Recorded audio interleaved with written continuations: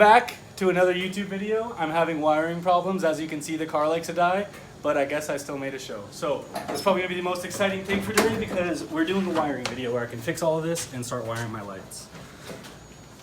So before we get into anything that I'm gonna be doing today, or what I am gonna be doing is showing you basically how I did my power steering and my wiring. But like I said before that, I'm gonna basically talk about some of the drama that's been happening with my roll cage.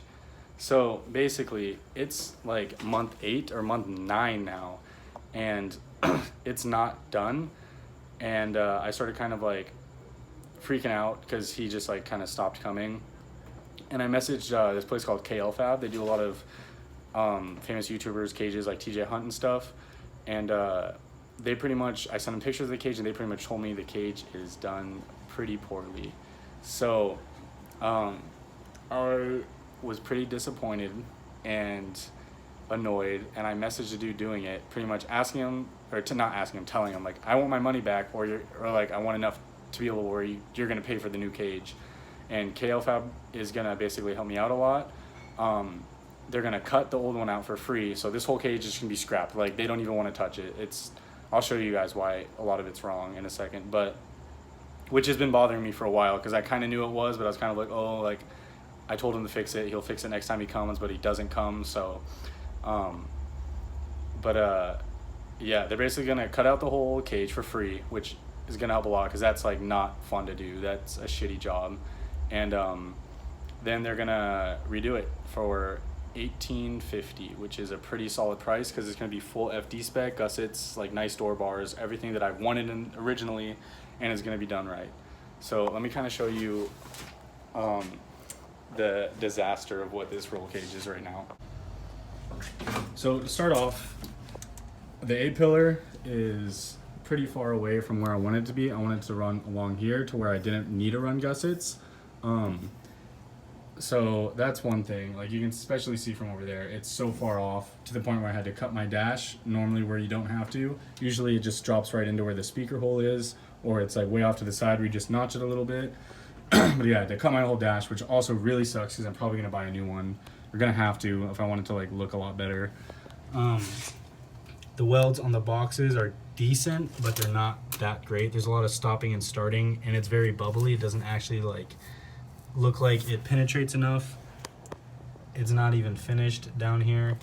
A lot of the stitch welding is like done pretty bad. It's not very like symmetrical or anything like that. It's in good positioning, but yeah, so that's also super annoying. The TIG welding is pretty nice. Like, he's good at TIG welding.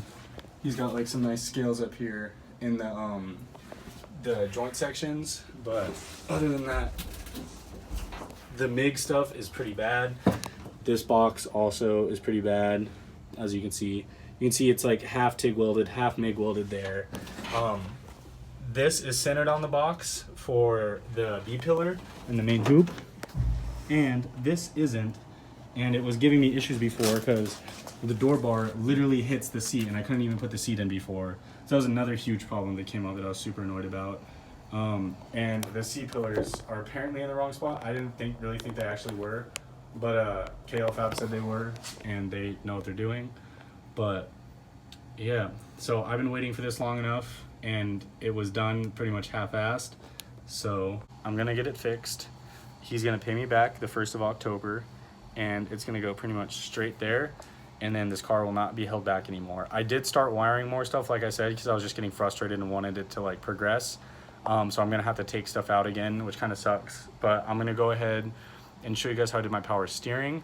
And then also I'm gonna start wiring up my lights so I can drive a little bit at night, and then I want to start trying to drive it more during the day and stuff, and kind of put it through its test to make sure everything's reliable.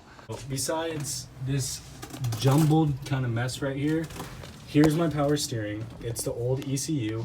It basically has all the original wires just plugged into where the motor is for the assist on the steering column. The only thing you have to wire is that thing I did at the very beginning of all my videos. It's that little like wire in there that you basically just splice together. And then there's a green wire that's also up there that just goes straight to power. That's like your signal wire.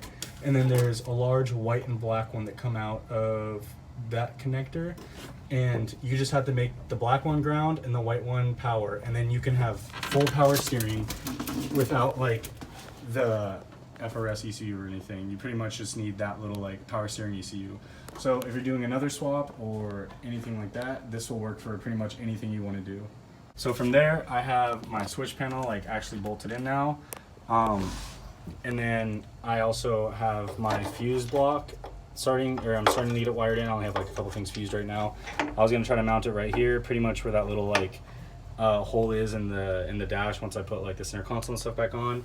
And then I have my other fuses for the ECU, the like relays that come with the ECU. One's the ignition, one's like the fuel relay if you want to use the ECU to control it. I don't, so I don't need a relay. And then I have my 5 relays. So these two are already wired up for fans. This one is going to be for lights. I already have it wired up. I'll kind of show you how I did it. And it's ready just to go straight to power for the lights. And then this one was going to be for windows, and this one's going to be for my wipers. So these aren't in use yet. But basically, if you remember how I taught you guys, or when I taught you guys about relays, one side of it, so there's 4 prongs. One goes from power to power, and it's on a switch basically. It's the exact same thing as this, but it's controlled by a magnet, which is the other 2 prongs, to where one of them would go to ground, and then one of them would go to your power source on a switch. So the switch would basically complete the magnetic field and drop that little switch and complete the circuit for whatever you're sending it out to. So I'm gonna go ahead and basically wire this out to my headlights, my tail lights, and actually even my license plate light. And then I might like throw a connector in over there so I can pull everything out when I go to paint the cage once it's done. Okay, so I have these 2 wires on the power wire to basically split it to go from the front of the car and then to the back of the car. Now I'm just gonna go ahead and solder them together and throw some heat shrink over it.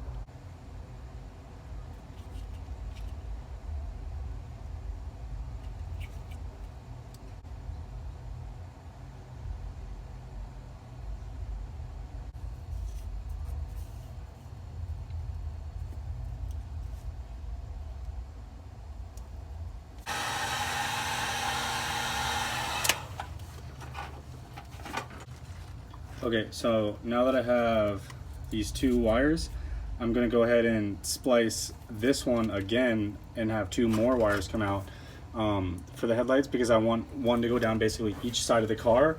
So this side and then that side. So they don't have to cross across like the radiator or something like that to get to the other headlight, and I can pull everything out without pulling wiring away and stuff like that.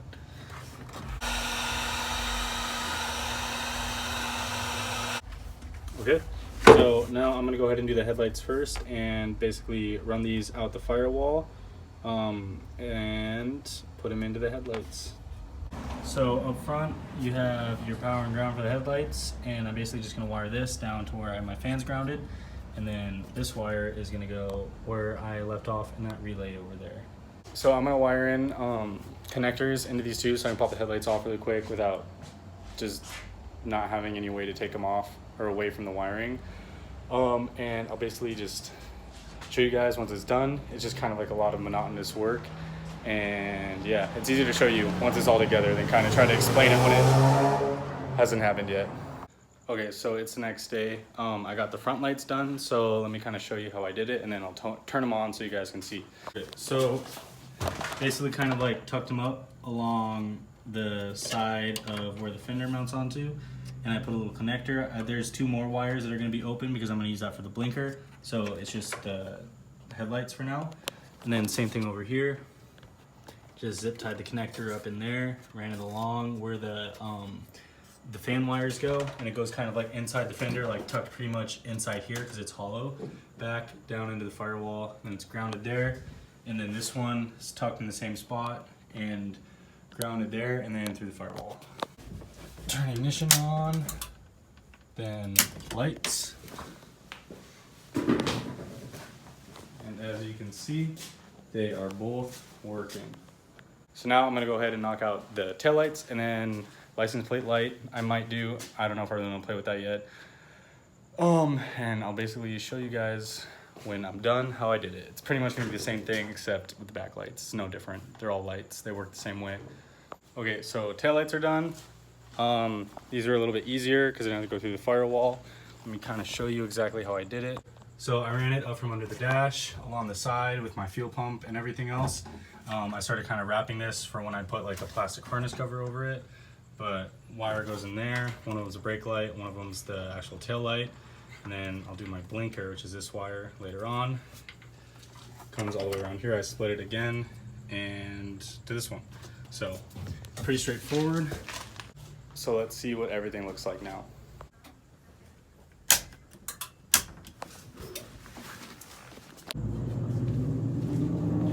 And there they are. All right, so now I can feel a little bit more confident about driving the car at night.